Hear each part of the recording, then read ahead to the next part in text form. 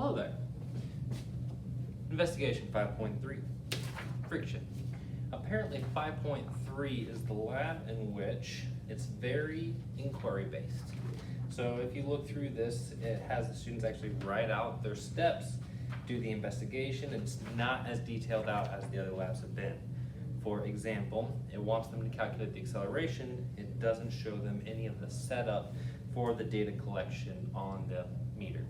So jump into this one knowing your level at your students.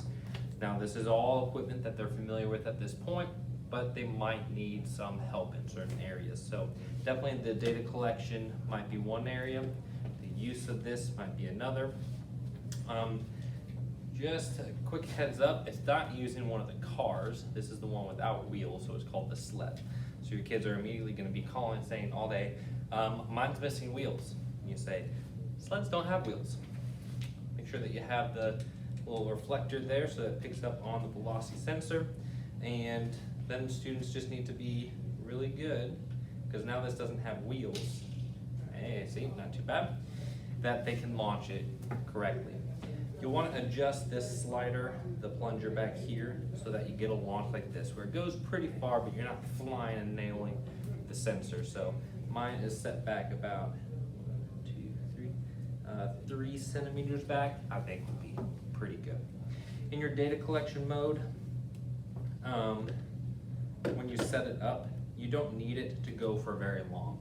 So you can either have a very short sample size with a high rate that it samples, or if you just leave it up high, just remember that to pause the data collection, you push the button on the outside and it'll stop it. So either way to get their data, but in order to get the acceleration or deceleration in this lab, you would actually need to look at the slope of the velocity sensor. They did that in a previous lab, so if you did that, they're building the skills to be able to do this one. But again, as you read through this one, it's asking them, for example, write out your investigations procedure in number steps.